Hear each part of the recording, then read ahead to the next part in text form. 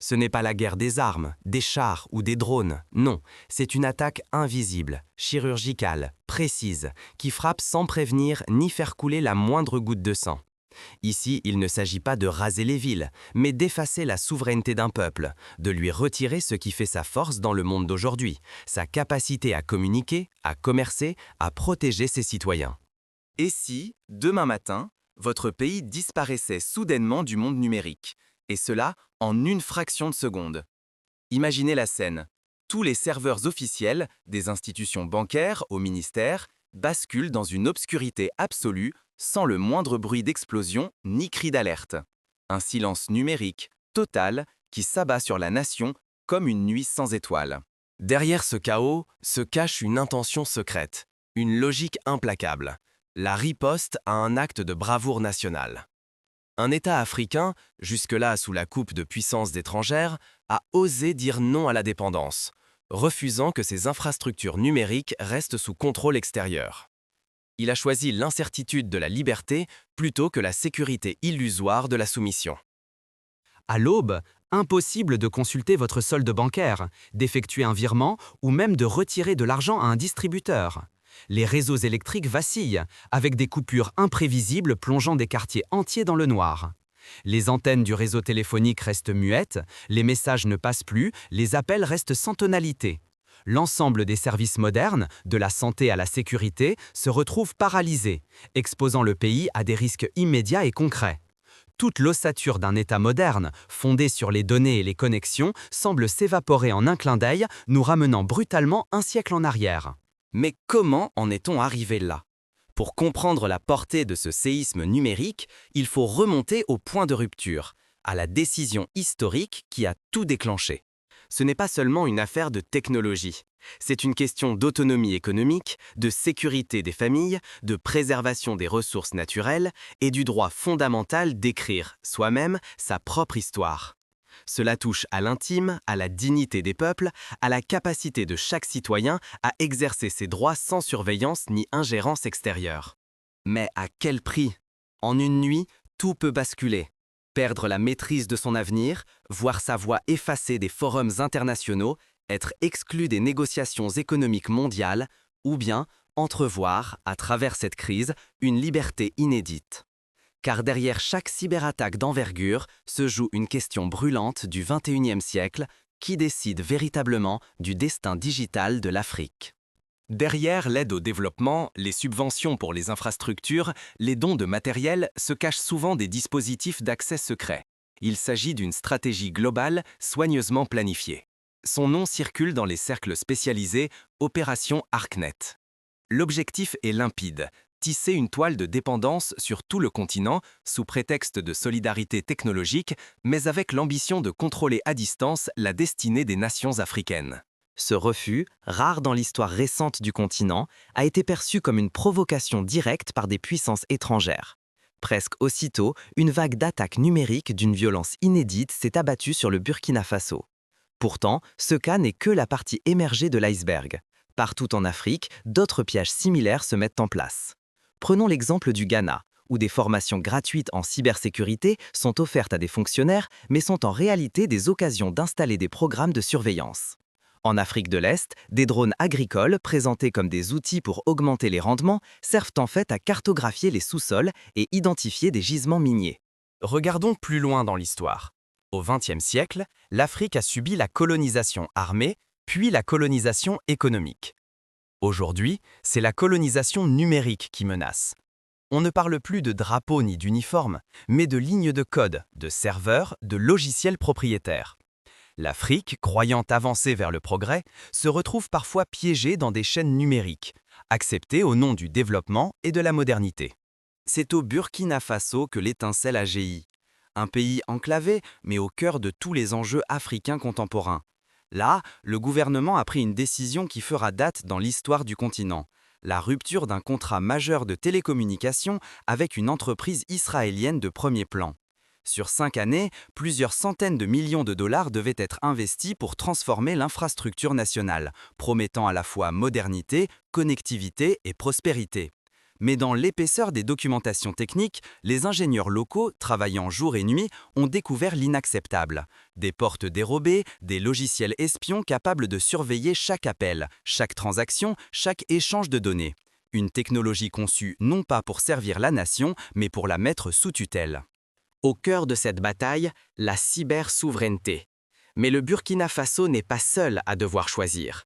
Toute l'Afrique est désormais sur la ligne de front, confrontée à la même alternative, obéir ou inventer sa propre voie. Mais toute résistance a un coût. Refuser l'asservissement numérique, c'est affronter des représailles qui dépassent le simple sabotage technique. Il suffit de se souvenir du cas du Venezuela, dont les infrastructures pétrolières ont été ciblées à distance lors de crises politiques, ou de l'Iran, victime du virus Stuxnet, qui a paralysé son programme nucléaire. La guerre invisible ne fait que commencer, et elle concerne désormais chaque Africain, chaque citoyen, chaque famille. Le danger dépasse largement la technique. Ce qui est en jeu, c'est l'accès illimité à nos données, à nos ressources naturelles, à nos voies démocratiques. C'est le risque de voir nos richesses siphonnées, nos décisions manipulées à distance, notre avenir dicté par d'autres qui ne partagent ni notre culture ni nos intérêts. Laisser faire, c'est accepter de rester locataire de notre propre destin, captif de systèmes conçus ailleurs pour d'autres objectifs que le bien-être des populations africaines. Quand on veut t'abattre, on commence par t'isoler. C'est la première arme d'une guerre invisible, plus insidieuse que les balles. L'isolement politique, savamment orchestré. Au Burkina Faso, dès que le gouvernement a proclamé sa souveraineté numérique, le silence s'est abattu sur ses alliés africains. Certains, sous pression, se sont même retournés contre lui.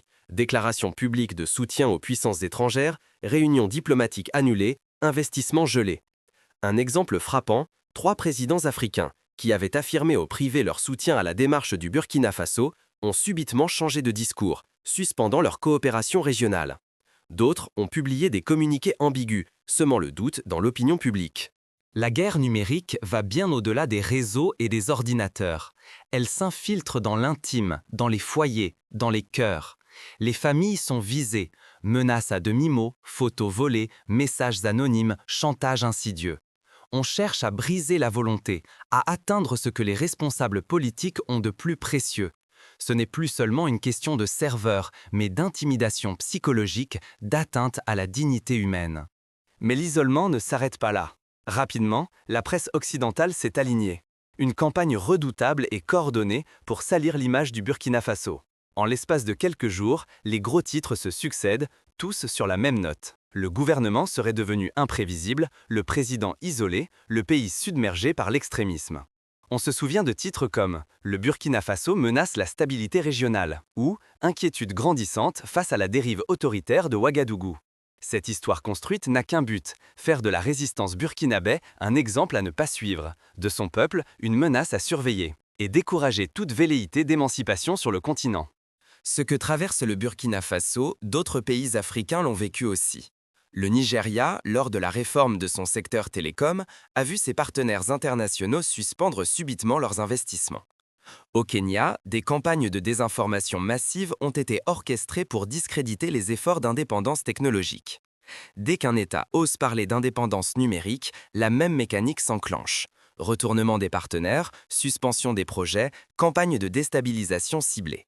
Comment résister alors que chaque victoire semble attirer une nouvelle attaque ?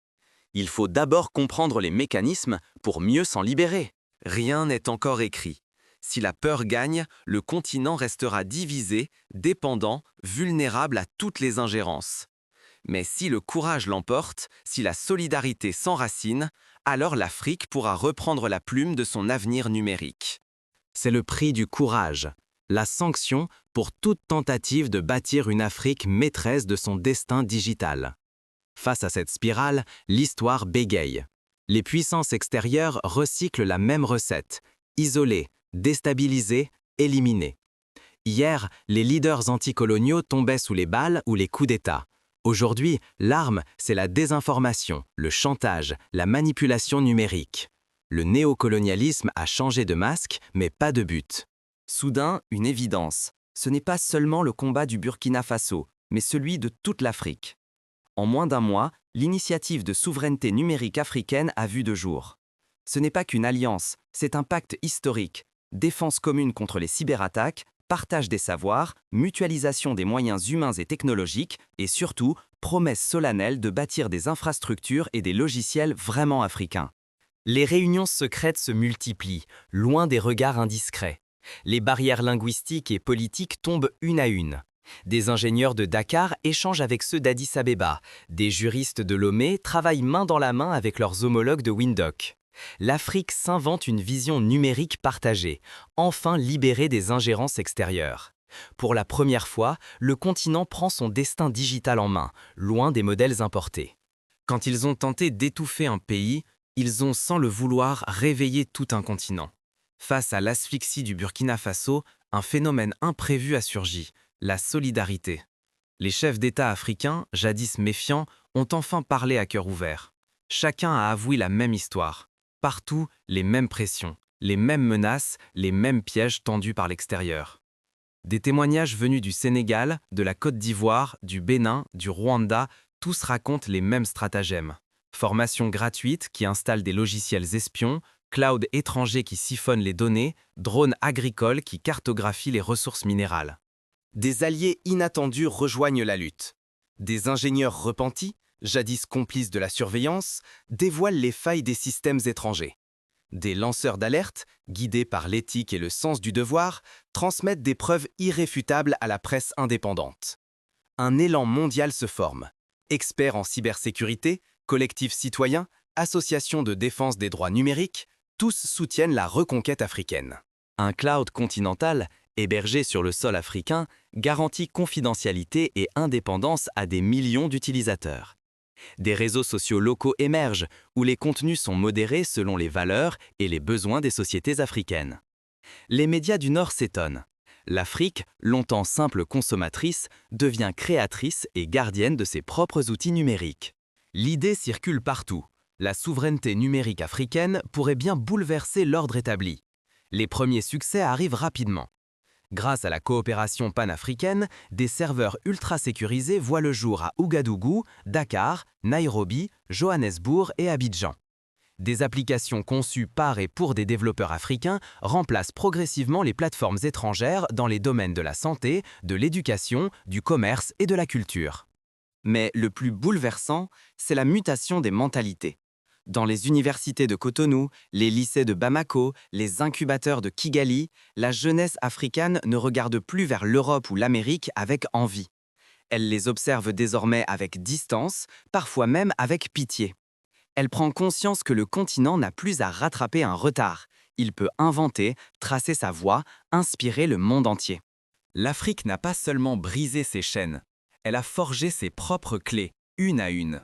Chaque victoire, chaque innovation, chaque choix de gouvernance indépendante renforce la confiance collective et inspire d'autres régions du monde. Pour la première fois, tout semble possible. Pourtant, une question demeure. Cette unité nouvelle résistera-t-elle aux prochaines tempêtes? Car, à mesure que l'Afrique s'affirme, une contre-offensive se prépare dans l'ombre. Les puissances du passé, voyant leurs anciens privilèges s'effriter, développent de nouveaux moyens de pression. Sanctions économiques, restrictions d'accès au marché, campagne de discrédit international. Mais l'Afrique tient bon, forte de son expérience, de sa solidarité et de la détermination de sa jeunesse. L'heure de vérité approche. Jusqu'où l'Afrique pourra-t-elle défendre sa souveraineté face aux puissances du passé? Les enjeux dépassent désormais la seule technologie. Ils touchent au modèle de société, à la justice sociale, à la transmission de la mémoire, à la capacité d'innover sans chaîne. Pourtant, la vraie révolution est intérieure. Dans l'esprit de chaque Africain, l'idée germe. Nous ne copions plus, nous innovons. Nous ne courons plus après la validation extérieure, nous devenons un modèle. Ce basculement mental, c'est la clé qui ouvre toutes les portes. Ce mouvement attire l'attention bien au-delà de l'Afrique. De l'Amérique latine à l'Asie du Sud-Est, jusqu'en Europe de l'Est, d'autres régions observent et s'inspirent. Elles comprennent que la souveraineté numérique n'est plus un luxe réservé aux puissants, mais une nécessité vitale pour tous. Des délégations étrangères viennent apprendre des expériences africaines, tandis que des coopérations sud-sud s'intensifient. Maîtriser ces technologies, c'est maîtriser son destin. Aujourd'hui, la puissance ne se mesure plus seulement en nombre de chars, de satellites ou de barils de pétrole, mais en capacité à protéger ses données, contrôler ses réseaux, écrire son propre récit digital. Celui qui possède la technologie possède le pouvoir d'influencer, de protéger ou de menacer. Aujourd'hui, le monde découvre une Afrique qui ne se contente plus de subir. Elle façonne désormais les règles du jeu, investissant chaque année des milliards autrefois envoyés à l'étranger pour acheter des solutions importées. Cette richesse irrigue désormais le continent, transformant la dépendance en puissance locale. Les talents qui fuyaient pour bâtir ailleurs choisissent de rester, de créer ici. Les solutions africaines sont pensées pour répondre aux réalités du terrain. Infrastructures résilientes, outils en langue locale, applications adaptées à la vie quotidienne, système d'e-gouvernement transparent et inclusif. Aujourd'hui, nous sommes à la croisée de deux chemins, la résignation ou l'action. Allons-nous laisser d'autres écrire notre destin numérique ou choisirons-nous chaque jour de bâtir notre propre souveraineté? Mais cet élan reste fragile, car chaque avancée attire de nouveaux défis et de vieilles menaces. À mesure que l'Afrique se renforce, les pressions extérieures redoublent, les tentatives d'influence se multiplient, les menaces se déplacent. Il faut rester vigilant, solidaire, inventif. La liberté ne se mendie pas, elle se construit, jour après jour, pierre après pierre. Notre futur appartient à celles et ceux qui osent le façonner, malgré la peur et les obstacles. Dans chaque quartier, chaque école, chaque village, il faut cultiver le sens de la responsabilité et de l'innovation. L'opportunité est immense. La laisser filer, ce serait accepter de redevenir des locataires dans notre propre maison. La saisir, c'est inspirer non seulement notre continent, mais le monde entier. On se souvient des propos de Nelson Mandela. L'éducation est l'arme la plus puissante pour changer le monde. Aujourd'hui, on pourrait dire, la maîtrise du numérique est la clé de notre liberté. Ne rien faire, c'est accepter que d'autres décident pour nous. Oser, c'est poser la première pierre d'une Afrique forte, respectée, maîtresse de son avenir.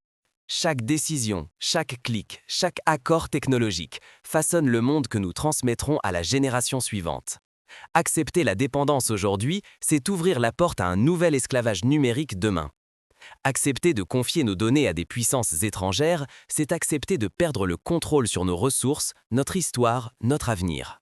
Ce combat n'est pas abstrait ni réservé aux élites. Il concerne la vie quotidienne de Fatou, cette commerçante de Ouagadougou, la sécurité de vos enfants, la dignité de chaque famille africaine et l'avenir de tout un continent.